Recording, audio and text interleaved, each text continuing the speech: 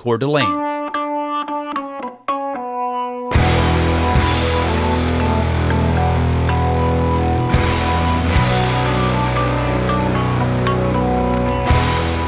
I think number one thing when we look at a bike course is safety. You know, is it safe? You know, can the athletes handle the turns, the intersections, the amount of traffic, all those things. We want safe courses. The other thing is they have to be interesting. They have to be raceable. You know, they have to have courses that when you get out there, it can be as fair as possible. They go out there and they have things to look at. There's nothing worse than you get out there and it's ugly and it's boring and there's cars everywhere. And, you know, in every race, we're an outdoor sport and we're in cities and we're in all these places, so you can't.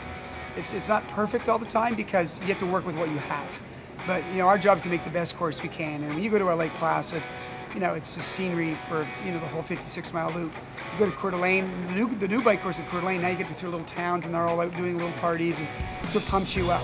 And I'm personally a big fan of two-loop bike courses because it gets you, you know, to see everybody again. Families can watch it. It mentally, as an athlete, I know when I race, I like to split it up to, you know, two 90K loops. It's just better that way. But, you know, it's got to be accessible. It's got to be something you can train on.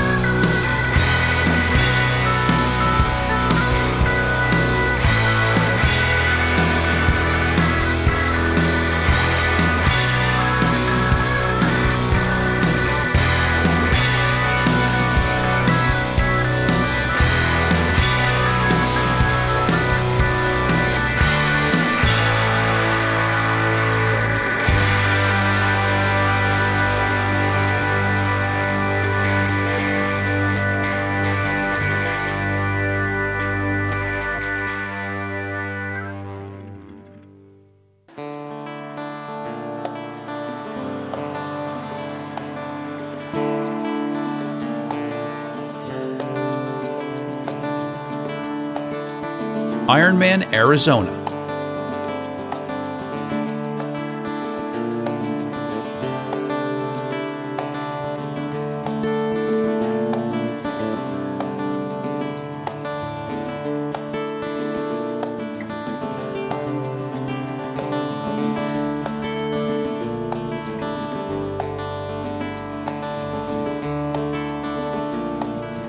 Yeah, my physio and I think it's a magnificent tool. He also used it to do some VO2 max testing to give them their wattage at their certain heart rates, and it works awesomely with that. And we used it as well for that, and worked out what wattage I was using at certain heart rates.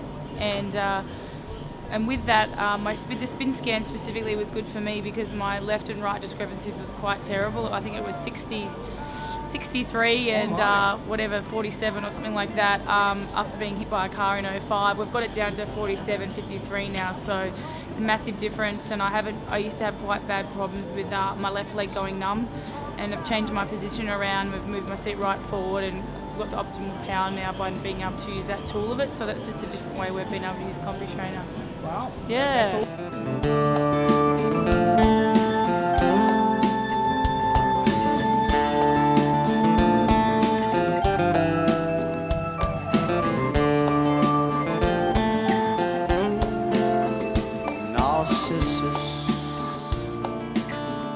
Just too easy to see. We're always lucky. We see fishes, we go fishing,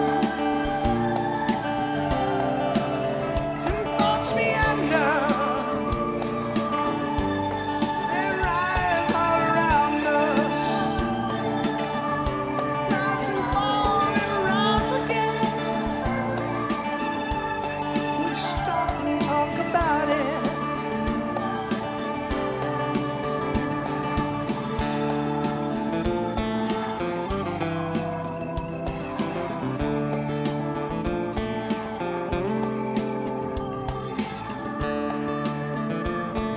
It took about 6 to 8 weeks. Instantaneously, with one certain change in my seat, it did help a little bit, but it took a few weeks to work on why I was doing it, and a lot of it was to do with the way I was sitting and my strength in my leg. And I didn't even realise, obviously you wouldn't know what your power was, one leg and the other, unless you have this Combi Trainer. So I was really scared to get on it, and I knew it wouldn't be, I didn't think it would be that bad, but now I can get on it. I'm not embarrassed by it. So I'm right-handed, right-footed, right-legged, and I thought my right leg would be my dominating one, but it's actually my left, and that was the one that was going numb. So I think that's why I was trying to push too hard with my left and not even knowing I was doing it. Like ideas turn to light, turning atoms in a raining song, sand and torching.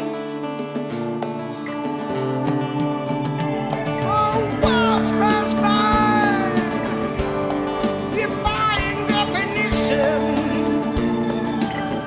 Oh, rise and fall and rise again.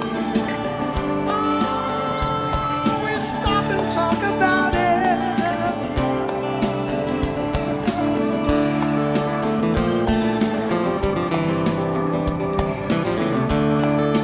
I claimed having the fastest bike splits in Singapore recently above Belinda Granger, and I never thought I'd be able to do that. She's one of the best cyclists in the sport, so that's definitely helped me. You can see there in the splits in the results, and I think my first one back was a Bustleton half, and I again had the quickest bike split, and that was my strength as a junior, and to finally get that back, it's a nice feeling. Wow. I was using it at least once a week, sometimes twice a week. We also used it in the sauna a couple of times. Don't tell Phil. In the sauna, just to get that acclimation as well. And it's amazing how your wattage drops when your heart rate's up, and it's quite scary. But it's after a few weeks of getting used to the heat, you can sort of see that you know what wattage you should be holding, and it's really important because I knew nothing about wattage before I got it. I didn't even know what I was meant to hold, and to see my wattage go from sort of 210 where I was kind of struggling. Our new girls like McKilly were holding 240. I can sit on 270 to 280 watts now for 20-minute efforts. So I think for a girl that's okay. I don't know. The 20-minute ones kill. We were doing some shorter 5-minute ones, getting right up above my threshold to improve my speed as well. And the only way to really gauge that, you can't do it on the road if you haven't got a wattage meter. So to do that on the Combi Trainer, I could actually see that I thought that I was going hard, and I was actually bludging in some of my turbo sessions. So I'm not allowed to bludge anymore because there's proofs in the pudding on the screen. It is right in front of me.